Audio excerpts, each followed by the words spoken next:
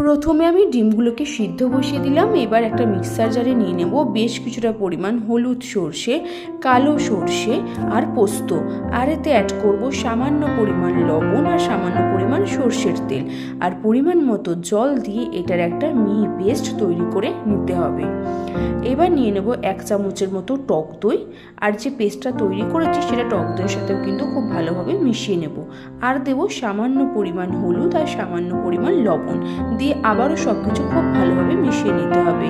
আর ডিম সিদ্ধ হয়ে গেলে ডিমগুলোকে এভাবে মাঝ বরাবর কেটে নেব। আর যে মশলাটা তৈরি করলাম তার মধ্যে দিয়ে দেব বেশ কিছুটা পরিমাণ কাঁচা সর্ষের তেল। আর এবার ডিমগুলোকে দিয়ে ডিমগুলোর গায়েও কিন্তু খুব ভালো করে মশলাটা মাখিয়ে নেব। এবার দিয়ে দেবো একটা কাঁচা লঙ্কা। ব্যাস, টিফিন বক্সের মুখ বন্ধ করে 15 থেকে 20 মিনিটের জন্য এটাকে আমি বসিয়ে দিয়েছিলাম ভাপে। 15 থেকে 20 মিনিট পর নামিয়ে দেখলাম দেখতে অসাধারণ হচ্ছে আর খেতে তো দুর্দান্ত।